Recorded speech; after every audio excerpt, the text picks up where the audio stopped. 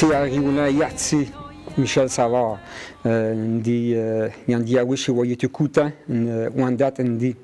Je m'appelle Théari Roulin, Michel Savard, je suis du clan La Tortue, je suis de la nation Wendat, puis je viens de Wendake. Ce genre d'habitation-là, où ce que nos ancêtres vivaient,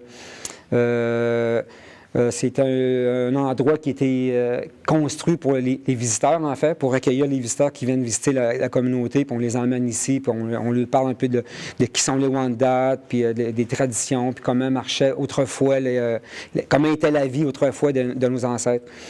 Quand on parlait tout à l'heure, on parlait de tradition, traditionnaliste, le mouvement est revenu, comme je disais, dans les années 80-90. Et on s'identifie comme étant des gens de la Maison Longue, mais pas en tant que structure comme on peut voir présentement. C'est plutôt en tant que groupe social, des gens qui pratiquent des rituels, puis que ce soit du côté social vraiment aussi, politique et spirituel en fait. Puis la Maison Longue, où est-ce que je participe depuis une trentaine d'années à des fêtes, toutes sortes d'événements, en fait. C'est un bâtiment qui est vraiment moderne. C'est 4 murs en bois avec un toit en tôle. Les rituels qu'on pratique à la Maison Longue, par exemple, sont souvent associés avec les éléments de la nature. Il n'y a pas de temps, il n'y a pas de date prévue. Comment je pourrais dire? On se prépare quand on travaille pour préparer les fêtes, mais c'est sûr qu'on va dire on va faire telle fête à telle date parce que ça donne pour tout le monde. Et des fois aussi, il faut se fier, par exemple, le Nouvel An, on se fie sur la nouvelle lune, la première lune, quand les Pléiades sont vraiment au zénith, les lunes qui suivent, c'est à ce moment-là environ qu'on calcule le temps pour faire nos fêtes. Le printemps.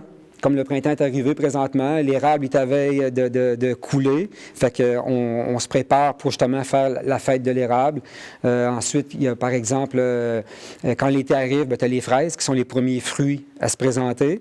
Il y a la fête qui est faite en l'honneur de ces fruits-là.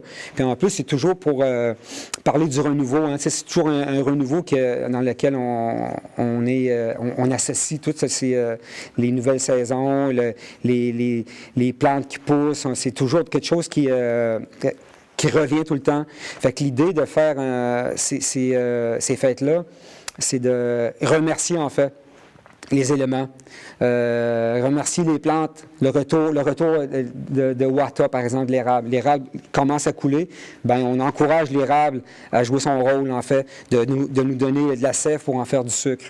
On encourage les fraises, par exemple, les fraises sauvages, quand ils se présentent, on les encourage en les remerciant, en leur offrant du tabac, parce que pour nous, les fraises, c'est une médecine aussi, en plus. Fait que c'est toujours d'encourager les éléments à perdurer dans le temps.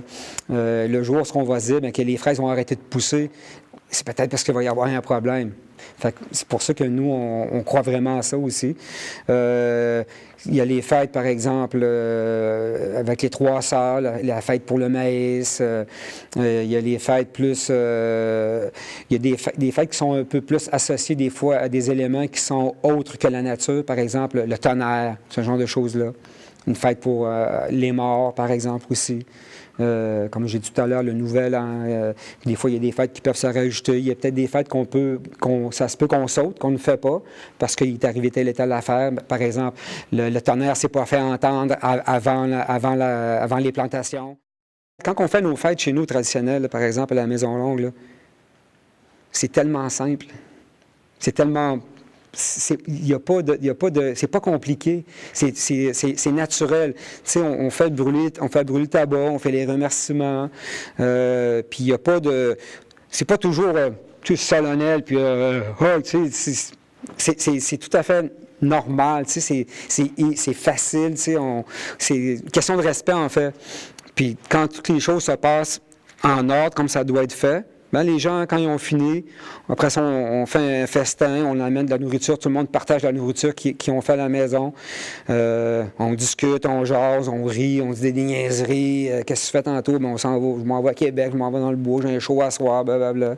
C'est pas... Des fois, les gens peuvent penser que quand tu pratiques ces anciennes traditions-là, que c'est Tu sais, le stéréotype là, de l'Indien là, qui avec la peau de castor, puis ci, puis ça, c'est dans les films ça, qu'on voit ça. Dans la réalité, c'est pas ça qu'on voit. Moi, je parle toujours pour moi. Je parle pour moi, ce que je vois chez nous. Ailleurs, dans les autres communautés, chez les autres nations, s'ils ont des rituels, puis ils ont des manières de faire qui peuvent être très différentes de la nôtre, c'est toujours quand même des choses qui sont faites avec simplicité, mais toujours dans le respect. Parce qu'il y a quand même des règles qu'il faut faire. On ne peut pas faire des chants, par exemple, qui ont n'importe quel chant à n'importe quel moment. Il y a je pense par exemple aux oiseaux, bien, il y a un chant qui est spécifique aux oiseaux, mais qui est fait dans certains moments. Il n'est pas fait tout le temps. Puis c'est des chants qu'on n'a pas. Je ne peux pas nécessairement dire quand je vais vous le chanter, là. Parce que c'est des chants qui sont associés à des rituels. Fait qu'on ne les fait pas n'importe quand. Faire un chant, mettons que je déciderais de vous faire un chant ici, bien, ça serait probablement un chant qui serait dit social, un chant pour danser, un chant pour s'amuser. Ça ne serait pas un chant qui aura un lien avec, par exemple, avec le maïs, ou avec le tonnerre, ou avec les fraises, par exemple.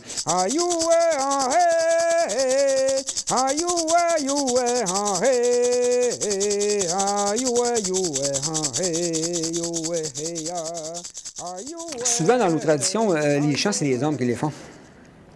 Les femmes dansent. La plupart des rites, par exemple, quand il y a des rites, les rites sacrés, qu'on va dire, là, les rituels, c'est l'affaire des hommes. Les chants, c'est l'affaire des hommes. Les femmes chantent dans des occasions encore qui sont en lien avec le côté féminin de la chose, par exemple. Si on fait une fête, par exemple, s'il y a la fête, par exemple, pour les plantations, bien, il y a un chant que les femmes vont faire. Puis il y a des chants que les hommes vont faire. C'est vraiment... les gens ont chacun leur rôle dans ce sens-là. Anciennement, les gens, quand ils étaient... qui avaient des... je parle, par exemple, des anciens territoires de la Huronie, Wendake-Gain, qu'on peut appeler aujourd'hui, bien, les gens, quand ils mouraient, bien, ils étaient enterrés individuellement.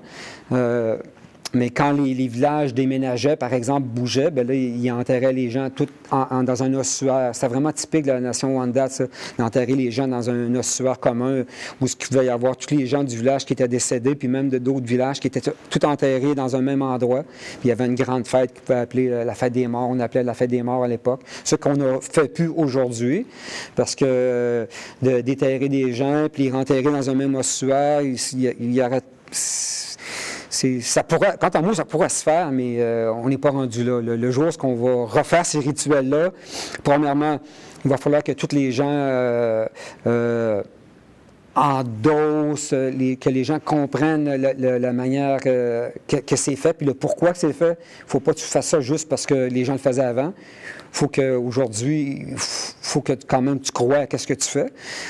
Puis si aujourd'hui, c'est pas nécessaire, ben pourquoi qu'on le fait? Je ne fais pas de quoi qui n'est pas nécessaire pour moi, là.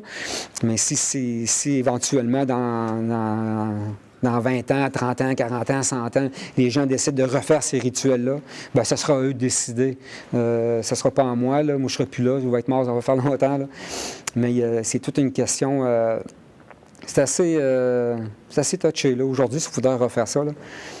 Mais c'est bien, c'est des belles choses quand même. Je pense qu'à l'époque, nos ancêtres réenterraient toute leur famille ensemble dans un ossuaire commun. C'était des maîtres c'était leur maison, en fait. Les gens étaient dans un même lieu, puis c'était ça qui était quand même bien. Puis c'est vraiment typique à la nation Wendat. Je ne pense pas qu'il y ait d'autres nations en Amérique du Nord qui faisaient ce genre de fête-là, de tout mettre les gens dans un même ossuaire, là. Aujourd'hui, bien...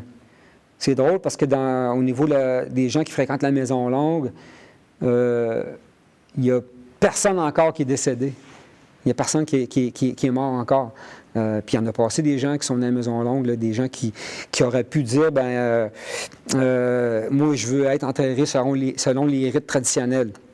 On ne l'a jamais fait encore. Éventuellement, on va le faire.